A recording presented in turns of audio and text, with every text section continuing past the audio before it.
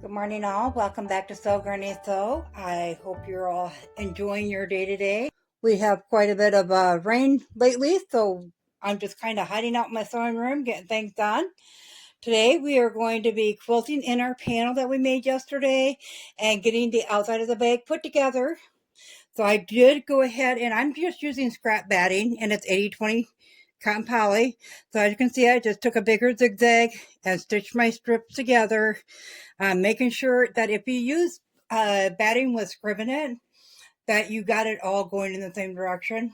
That's kind of helpful. So now that we got it pinned on, everything's laying nice and flat. I pinned it on. I'm not putting the backing on yet because that will actually be our lining. But I'm going to go ahead and get this quilted in, and I'm just going to go stitching the ditch up and down each row and then across on each block. So I'm going to go ahead and get that done, and I'll meet you back here. So I now have this all quilted in here. These lines are just from the batting itself being stitched together, but the squares is where I quilted it all in between each square. So we're going to go ahead. I did go along the edge here with a very large stitch. I think I got it set on 4.5, just at the very edge to hold it down, because when you trim up your batting, if you don't have that down, sometimes it can go crooked. So I just go ahead and I trim up the batting right along that edge. I do have the other 3 sides done, so it's just this side left to go. Trim down, we are measuring exactly at 80 by 20.5 inches. So we're going to go ahead. This is all done then for this panel. So we're going to go ahead and set that aside. Now we're going to get our fabric back out. And we need a piece that is the same size as this one. And then we need 2 strips that are 4 inches with the fabric. So I'm going to go ahead and I'm going to get everything cut out, and I will meet you back here. I have the sides and the back all cut out, ironed up, they're ready to go. But the first thing we're going to do is fuse these with some medium weight. I'm using Heat and Bond Light fusible interfacings. These are iron-on.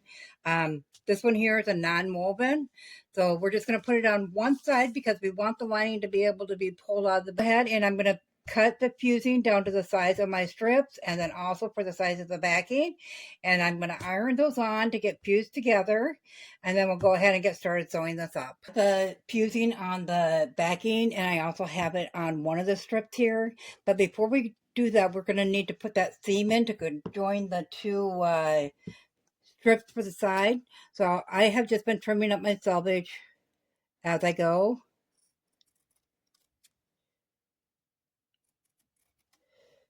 And then I will give you a quick view of how to put these together. So because mine's striped, I want to try to get my stripes to match up when I open them up. So if you got your fabric laid down, make sure it's good and lined up. We're going to put a diagonal seam in there. So when we open that up, we want to make sure that our stripes are going to match up for that. Grab our little ruler here. We're going to lay that down from this corner to this corner over here.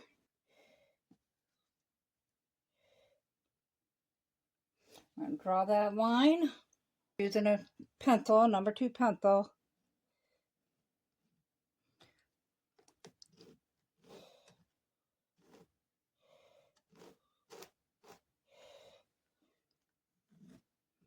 And maybe you have a grid on your sewing machine, so that would work just fine if you didn't want to mark yours. Go ahead and throw a couple pins in here to keep it together while we're sewing.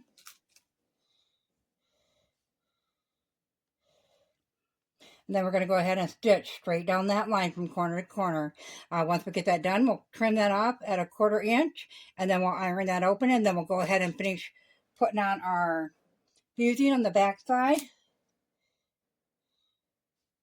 So I'll go ahead and get that done, and I will meet you back here. So we have our binding, so we have our sides all finished here. We have our backing finished, so I have our fusing on now. So now we're going to go ahead and we are just going to line up with the top edge right here, and we're just going to pin it on, working our way down to the bottom corner.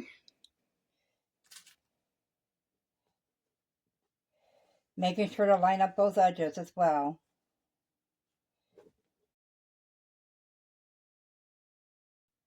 So the reason I went with a medium weight on this is I want to make it so I can pull it down when I'm not using it. And if I were to go with the heavier fusing, of course, or a firmer, then it would make it so it was harder to fold it down. So once we get down to this corner, we're just going to fold it back until we're even along that line there. We're going to flip that back over.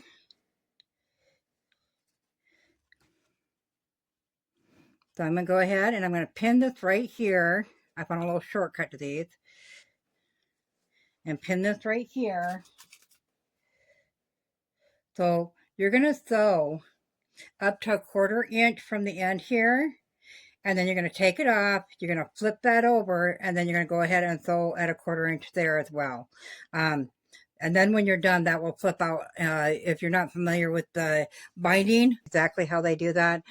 So I'm going to go ahead and start sewing. I'm going to put a 1/4 inch seam all the way along here. Like I said, make sure you stop at a 1/4 inch. It'll be like this. Stop at a 1/4 inch. If you want to mark that out, you certainly could. I'm not going to worry about it. My foot has the marking of the 1/4 inch, so I know where to stop. And then we're going to flip that over, and then we're going to start again and go 1/4 inch that way. And we're going to do the same to the other corner. So I'm going to go ahead and get the strip put on here, and then I'll bring it back to show you how to attach the back. We have the side all onto the front of the bag now. So we're going to go ahead, and as you can see, this one's a little bit longer. We're going to go ahead and trim that up. Use our little square here and our rotary cutter, and we'll just make sure we're good and lined up with that. And trim that down.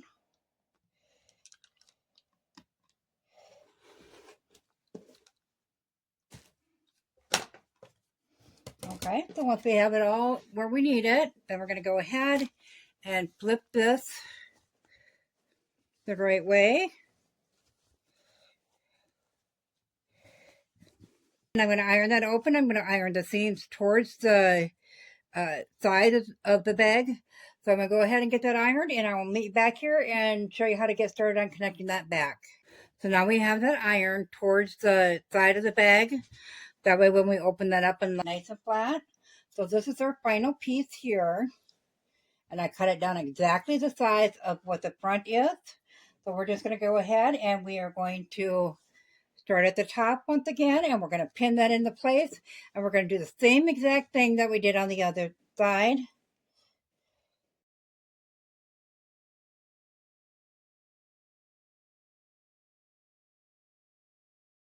After we get it pinned down on the side, we're going to go ahead and take a 1/4 inch seam all the way along there. Once again, stopping at the 1/4 inch mark away from the end. And then I will bring it back and show you how we're going to get around that corner. So now that we have this part sewed on the one side, we're just going to go ahead and take our corner from where we stopped sewing and this corner here. And we're going to put it this way, lined up at the end. You have to iron that back on right there, making sure your corner is nice and tidy and that it lines up. Okay, then we'll throw a pin in that.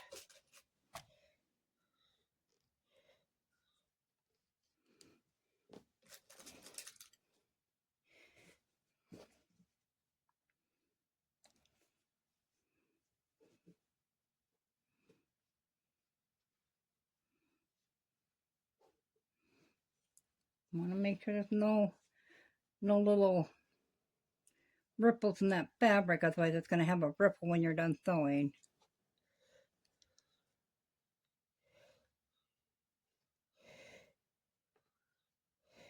And I will finish ironing that on when I get this sewn in. Okay, so we're just going to go ahead and go all the way down that side, doing that same thing, just making sure it's nice and lined up, and then pinning it into place. Usually it's just the corners that are a little tricky. Once you get past the corners, you should be good to go. So I'm going to go ahead and bring that back to the sewing machine and take a 1/4 inch seam all the way along there. And the next corner will be the same way I did this one until we get it all together. So I'm going to iron this back on here at that point. And then the same way we iron this towards the side, we're going to iron this seam towards the side. And then I will bring it back and we'll turn this the right way.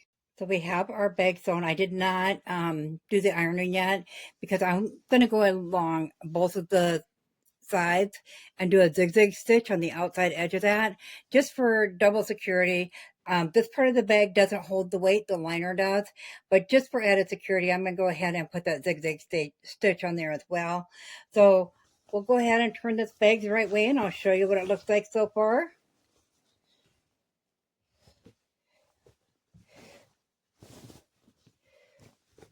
Make sure you get them corners poked out well. Once you put that liner in it, it'll get a little bit harder to poke them corners out, so you'll work with it before you iron it up and whatnot, and make sure they're nice and pulled out.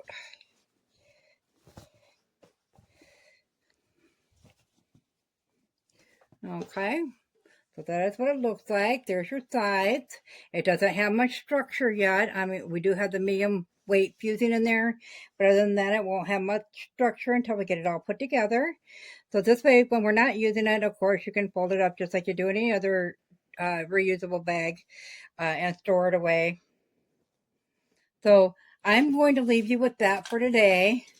I will meet you back here on Tuesday and we will get this bag finished up. The lining you'll do just like you did on the outside, minus we won't do no patchwork on it.